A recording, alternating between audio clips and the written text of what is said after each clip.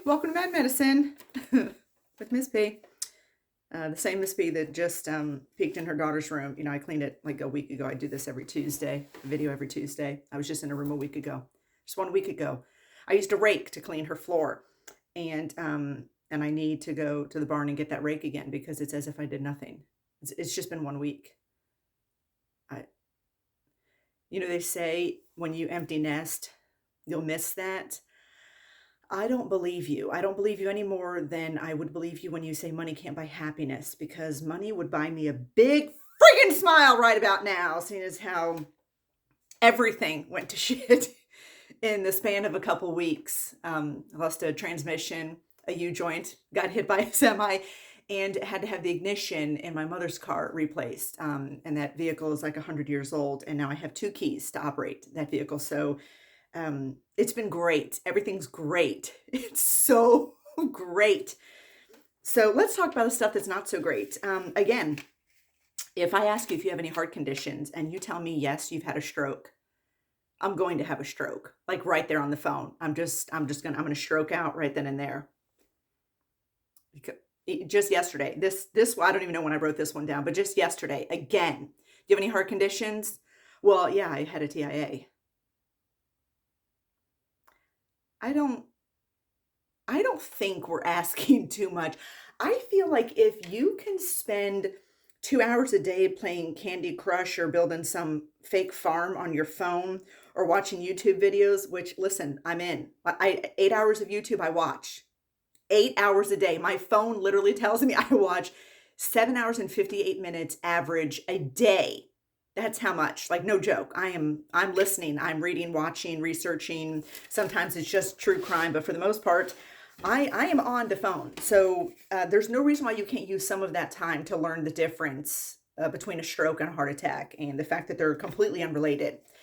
And even if you think you're seeing a cardiologist for your hypertension because you had a stroke, that's still a neurology issue when you've already had the strokes, brought on by a cardiovascular disease, I'm sure, but it'll take you like maybe 30 minutes, maybe an hour if you're dense to figure out the difference. But I would say go ahead and jump in, use that hour and figure it out. So you stop saying super dumb stuff. Again, every day, at least one person told me they have cancer surgery. What surgery have you had? Well, I had the cancer surgery. It's never the same. It's brain surgery, God forbid. It's breast reconstruction, colon resection, a prostatectomy, or as a gentleman told me yesterday, a prostatectomy. Another guy tried to say carotid endarterectomy, and that's not what he said at all. But and then he abbreviated it, or he used an acronym that I've never heard of, and I had to ask him what it was. And he kind of acted like he was going to school me on it, which was precious since he couldn't spell it. Really nice. One more person tells me that they have arthritis in the joints.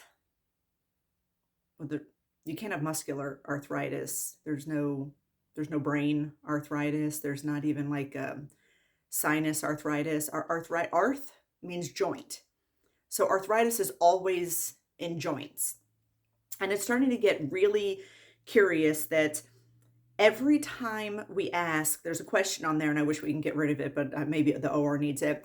Do you have any joints or limbs that don't extend or flex correctly? And they always say, yes, my knees, I had total knee replacements. You know, the point of having a joint replaced is so that you get mobility back. Is that so you can use that joint? So if you're not better afterward, something went wrong, and you should probably look into that. And it happens all the time. My girlfriend, my coworker, and I, who's having bilateral knee replacements, she's like, yeah, that started to worry me too. As it gets closer to surgery, she's like, they keep saying that they are having like a problem with these joints. And it's always like, well, I have my shoulder replaced. And then when I ask them, it's 50-50. I'll ask them and they'll say, oh, well, yeah, no, it's much better now. Okay, so you don't have any joints or limbs that cannot extend or flex correctly, right? They're like, oh, no, I don't. Then I have to delete all the crap they put in there. I'm like, do you not understand the question? I think that's the problem. A lot of these people just don't understand the question, and I've got some other stuff there that proves that. And then another person told me they take Lasix, and later when I was going over them, and they're like, they said Lasix. Well, that is furosemide, and I'm like, yeah, I know. That's I was telling her what meds to take and what not to take, and I think I said furosemide instead of Lasix, or Lasix. I probably said Lasix instead of furosemide, and she's like, "Well, that's the same thing." I know. Thank you though for pointing that out to an RN. You would hope that your RN knows the difference. Maybe some don't. I don't know.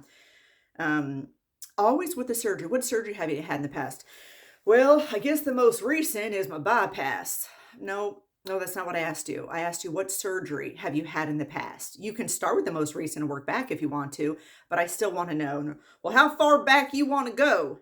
Birth. That's where I want to go. I want to go to birth. That's why. So if you start, I don't know, let's say wake up with severe abdominal pain and you're, crying and you're sleeping, when they wake you up, you're holding your abdomen. We know it's not your appendix if your appendix is gone, right? We need to know what surgery you've had. A, to know that you can tolerate general anesthetics without an issue. And B, we need to know what you've had in the past to properly take care of you this time. Quit with the most recent or how far do I want to go back. Just answer the question. Just answer the question. Can you tell I've been in PAT for a while now? Just answer the friggin' question. I don't need your life story. I don't need to know what's going on with your mother or your dog or why the dogs are barking or that you're having work done on your house. Nobody needs any of that. Just answer the question. Surely you understand I have 30 more people to call by the end of the day. Surely you understand that. And I'm sure you're bored home alone and you want someone to talk to, but the nurse is not the one to talk to. We need to get your medical history and we need to get off the phone to call the next 400 people that are having surgery later that week. Oh, yes. In that box, the box I want to remove of how we can take better care of you at our surgery center. This person wrote in sterile environment. That's it. That's all they wrote. Do you think they want to go into the autoclave? I don't know what that means. I don't know. There is no sterile environment. The OR is not sterile. If you lick the walls, you could possibly come down with something. There's no sterile environment. I have no idea what that means. We'll use sterile technique and sterile materials on you, sterile instruments, but I don't even know what that means. But God bless that. Oh, here's another one. Do you have any heart problems? Yeah, I had a stroke. Diabetes. Should I take my metformin? No. No, if you're not going to be eating, you should not take your metformin. How are you diabetic and you're still alive with an A1C that's not in the double digits and you don't understand how it works? If you're not eating, you don't take anything for diabetes. It's that simple. And if you have a pump, let the pump work. The end. You're welcome. Spread the word. Oh, yes. Provide water and crushed ice. That was in their box. How can we make your stay better? Provide water and crushed ice. All right, now after your procedure, you can have as much water and crushed ice as you can take. I don't know. God bless him. Oh, the Liprinacil. Over and over. If this guy said it once, he said it 400 times. He told me that he's on Liprinacil. And it doesn't matter how many times I said, how much lisinopril do you take? He still said, I take about 40 milligrams of Liprinacil. That's not a word. That's not a medication at all. Like not even a little. Okay. Oh yeah, my coworker, the surgery that her patient told her he had was took goo out of my lungs 20 years ago. You think that was like a pulmonary toilet or lavage? Maybe a chest tube, an infection in his pleural cavity. I've seen that before. My dog had an infection in her pleural cavity so badly that I still don't know how she lived after that. She was hot to touch and had this, she couldn't breathe at all. Obviously, they pulled out what they referred to as mud. They thought maybe she got a stick or a snake bite or something. I don't know. This was when I didn't live here, but I was horrifying. I still don't know how she lived. TLC is what kept that animal going, I swear. Yes, allergies. Are you allergic to anything? Yes, cats. And oh yes, he told me that he's allergic to cats. That's what he typed in, that this patient was allergic to cats. I'm like, well, we don't have any cats here, and we're not going to administer any cat to you. So, are you allergic to any medication? And then he says, oh yeah, my throat closes when I took penicillin. You mean one of the most common antibiotics that you could totally get for prophylaxis for elective surgery? But cats is what you're concerned about? You're more concerned that we're going to inject a cat into you or feed you a cat pill? Like, I'm not making this up. I'm not even exaggerating. This is what he said to me. I had to probe him to find out that he has anaphylaxis to penicillin. But a cat, he's more worried about us giving him, I guess. I don't. Maybe cats are more prominent where he lives, and that's what he's thinking about versus the unlikelihood of him inadvertently coming in contact and petting penicillin. I don't know. Okay, a heart bypass. I'm sorry, we bypassing the heart? We're gonna leave the heart where it is and go around it? It's, you mean an artery. We bypass arteries with other arteries. It's a coronary artery bypass graft. We don't bypass the heart. Maybe you did. Maybe you have an LVAD. I don't know, but probably not. Okay. Yes. My coworker got off the phone and she was trying to hold it together the whole time. She did great. She got off the phone and she was crying when she hung up. The patient told her he's going to inject my psychiatric nerve. Psychiatric nerve. Gonna get that psychiatric nerve all injected. It'll be normal after that. Are you bipolar? All right, well, come on in. We'll inject your psychiatric nerve. We will fix that right up. These are precious. I'm going to miss this when I move on and do other things eventually. I think this patient said that they were allergic to lisinopril after their cancer surgery. I don't even understand how that happened. But I'm sorry. They were taking lisinopril. Lisinopril, that's what it was, and they got allergic to lisinopril after their cancer surgery. I don't know. Yeah, y'all know that Tylenol is not aspirin. You know why 4 out of 5 doctors recommend that you take Tylenol instead of aspirin? Because they want to cut you open. Those are surgeons. Surgeons want to cut you open, and you can take Tylenol before surgery, not aspirin. Aspirin, ibuprofen, Motrin, Advil, Aleve, vitamin E, alcohol, fish oil, BC powders, all of those interfere with clotting. Somewhere along the line, they do a little bit of interfering with your clotting. So like aspirin kind of changes the elastomer of platelets. Instead of them being sort of Velcro-y, they get a little slick and slimy and they cannot aggregate. So that's why it's a platelet aggregation inhibitor, not the other thing. But at any rate, Tylenol is not aspirin. So when I say, when is the last time you had any aspirin, ibuprofen, Motrin, Advil, Aleve, or BC powders, and you say, well, I took Tylenol yesterday. I say, okay, that's fine. But when is the last time you had any aspirin, ibuprofen, Motrin, Advil, Aleve, or BC powders? Like, well, I can't remember. Okay, well, think hard, because I need to write something in this box. Just give me a date, a year, a month, a day. Just give me a date. I have to type something in here. So you going, oh, gosh, well, I can't remember. What, you make all the noises you want. None of that is helpful. Just give me a date. When is the last time you took it? I have to put it 6 years ago? Good. Okay, then I'll put in 6 years ago. It's not that difficult. But making all the noises, not helping anything at all. Oh, this is one of my other favorites. In that little box, how can we make your stay better? He says, get my wife a Diet Coke. First of all, no. Your wife can get her own Diet Coke. Unless she's trapped and she's tied to the chair that she's in the waiting room, there is many places she can acquire a Diet Coke. She can go get her own Diet Coke, but it's sweet that you care about her. And then I got, oh, yes, this patient wrote in there, I only use supplemental oxygen products. Is that a company? Supplemental oxygen? Do they make certain products? What could that possibly mean? You understand that I need to decipher this lunacy so I can explain it to the anesthesiologist. What could that possibly mean?